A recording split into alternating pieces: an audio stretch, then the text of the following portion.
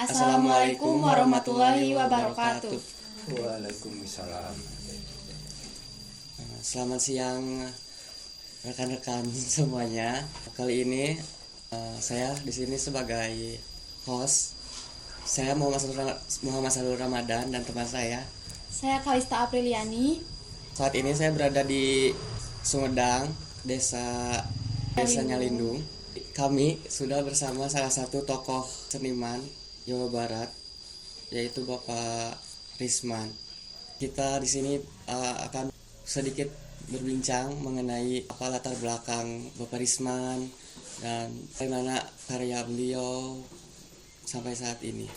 Semua akan dirangkum melalui pertanyaan-pertanyaan. Sejak kapan Bapak terjun ke dunia tari? Sejak kapan? Sejak kapan? Mungkin Bapak terbentuk dalam dunia tari karena lingkungan keluarga. Kebetulan ayah seorang seniman juga. Beliau belajar nari di Pak Ono Lesmana Sumedang. Kemudian mengajarkan tari di sini. Waktu SD, Bapak sekolah SD. Bapak sekolah ikut terus belajar, tapi nggak serius belajarnya. Paling senangnya itu justru Bapak karawitan. Bapak suka mengenangan gitu kayak itu kalau di SD itu. Tapi lama kelamaan ya namanya di kampung sudah selesai SD berhenti, nggak ada kegiatan kesenian lagi. Kemudian Bapak masuk ke SMP Bapak ST, bukan ST itu sekolah teknik, sekolah teknologi pertanian. Iya. Masuk ke SMA-nya juga STM pertanian juga. Jadi latar belakangnya itu. Tapi kalau di rumah kegiatan kesenian itu selalu ada. Jadi Bapak dapat apresiasi dari orang tua yang biasa melakukan kegiatan di rumah. Waktu lulus sekolah STM, Bapak ditawari mau kuliah kemana? Tadinya melanjutkan ke soal pertanian lagi gitu. Tapi justru enggak. Karena Bapak aktivitas di waktu sekolah, walaupun di sekolahnya sekolah teknik, suka aktif di kesenian gitu ya. Suka ikut pertunjukan, tapi gak nari. Justru Bapak senangnya karawitan.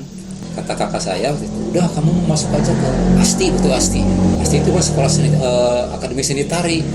Aduh, saya gak suka tuh. Tapi ikuti aja nanti juga sih, lama-lama gak bisa. Nah, kemudian udah di sana ada ASKI, Akademi Seni Karawitan, swasta. Kalau ASTI itu negeri, ASKI itu swasta. Tapi ASKI itu harus diikuti oleh mahasiswanya dari lulusan SMKI waktu itu, Kokar. Ya. Jadi Bapak gak bisa masuk ke sana. Udah masuk tari aja gak apa-apa. Ada karawitan. Ya, kelamaan. Ya belajar tari Bapak yang seriusnya justru kita masuk di ASTI aja. Iya. Belajar sejak awal biasanya praktek di sekolah maju nggak bisa kelasan, tapi terus belajar. Tokoh-tokoh dosen-dosennya sekarang sudah pada nggak ada. Ya gitulah latar belakangnya. Kapan Bapak kenal tari? Ya sejak masuk di ASTI aja yang paling itu. Tapi motivasi dari kecil ada, jadi ada bimbingan dari orang tua yang mengarah kepada dunia kesenian, khususnya seni tari gitu.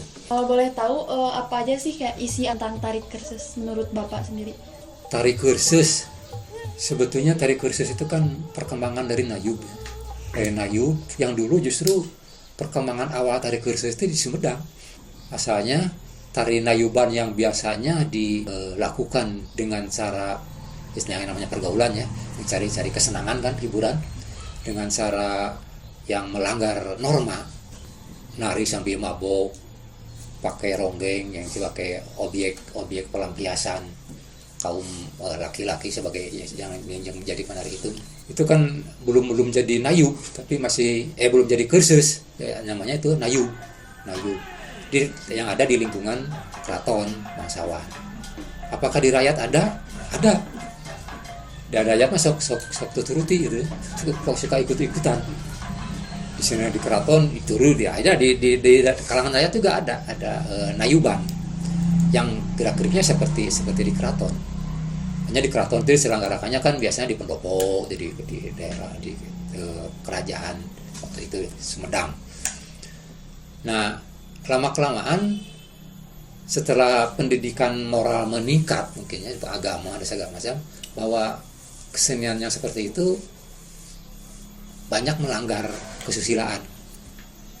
Maka banyak pemikir-pemikir yang bagaimana mengupayakan supaya tari kursus itu tari Nayuban itu berkembang menjadi lebih baik, Maka kebetulan waktu itu diantaranya Aum Doyot Sumedang itu, Aum Doyot yang penggagas itu melihat rombongan topeng Cirebon yang ngamen.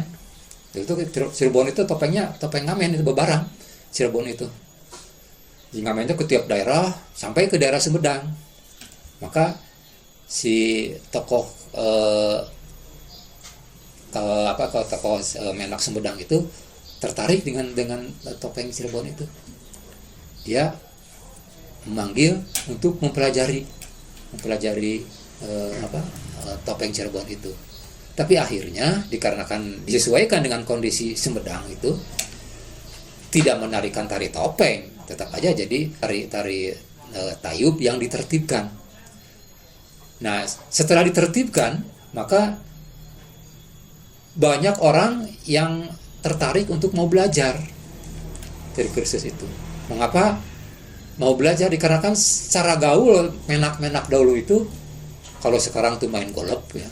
Kalau waktu itu kebanggaan menak itu nari tayub.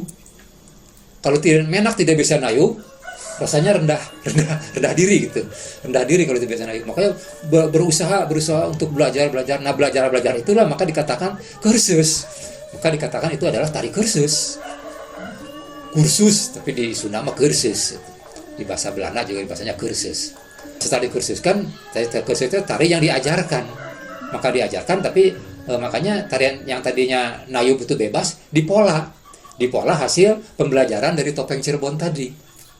Maka dipola tari lenyepan seperti itu, tari gawi seperti itu, dan terus seterusnya. Sehingga berkembanglah tari kursus, bukan hanya di Sumedang, nyebarkan ke daerah Ranca Ekek. Kalau di Bandung itu kan Pak Cece Sumantri itu memang asalnya juga belajar tari kursus. Sumantri kan lebih berkembang kepada tarian-tarian yang banyak, tarian-tarian putri itu. Dari Cece Sumantri seperti Sekar Putri, Sulintang, Jasmara dan sebagainya. Yang di Bandung ya, yang di Sumedang yang pelanjut tokoh itu ya Pak Ono. Pak Ono itu di samping tarik ke nayub kursus, dia juga tokoh tari wayang. Mengapa ada tari wayang? Itu dikarenakan dulu itu suka menyelarkan cerita wayang yang diragakan dengan tari, pakai gerak-gerak tari. Maka ada pertunjukan drama tari wayang waktu itu. Wayang orang kalau di kita, wayang orang kalau di Jawa wayang wong, di kita ada wayang orang. Tapi tidak berkembang secara meluas ke masyarakat karena untuk penyelenggaraan itu kan membutuhkan fasilitas dan biaya yang cukup banyak. Maka muncullah tari wayang. Nah, ada petikan-petikan dari tari wayang, maka muncullah tari-tarian wayang yang berdasarkan kepada pertokohan yang mengangkat dari daerah-daerah. Jadi yang tari wayang itu banyak bergelut di Garut, Sumedang diangkat ke sana. Dari Bandung sendiri dengan mengambil tokoh-tokoh penari dari ahli yang sudah senior diangkat jadi dosen istimewa. Nggak jadi pegawai negeri waktu itu. Karena kan rata-rata dosen-dosennya pegawai negeri rata-rata sekarang. Dulu itu dosennya pengabdian dari masyarakat. Mengapa dulu sekolah itu angkatan keempat asti itu. Setelah Pak Yus, di angkatan Pak Yus. Apa itu? Kalau selanjutnya, apakah Bapak mempunyai karya tari? Karya? Sebetulnya Bapak nggak banyak karya. Pernah membuat sangkala, pernah membuat revitalisasi tayuban gitu ya, saya sebut bisa. Berdasarkan pengalaman Bapak, langkah awal pada saat menciptakan karya tersebut seperti apa? Langkah awal itu kan awalnya gagasan dulu ya. Gagasannya membuat tari, tujuannya untuk apa? biasanya banyak proses kan. Ada berproses pada lagu yang ada dari kursus juga kan. Mengapa disebut tari gawil? Dikarenakan lagu gawil, jadi inspirasinya dari lagu kan. Ada yang proses kepada tema cerita. Memang waktu itu membuat karya itu inspirasinya dari fenomena alam gitu ya.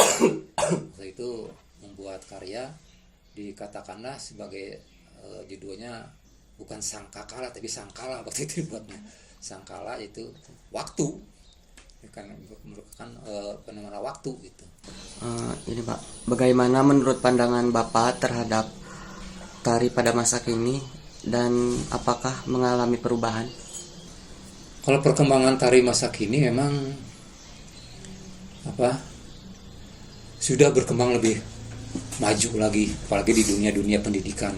Ya, itu sangat berkembangnya cukup bagus. Nah, tapi pemahaman tentang tradisi kadangkala ada yang suka salah kaprah. Ya, tradisi perlu dilestarikan. Pemahaman lestari, jadi tradisi itu tidak boleh dirubah, tetap harus ada setiap zaman.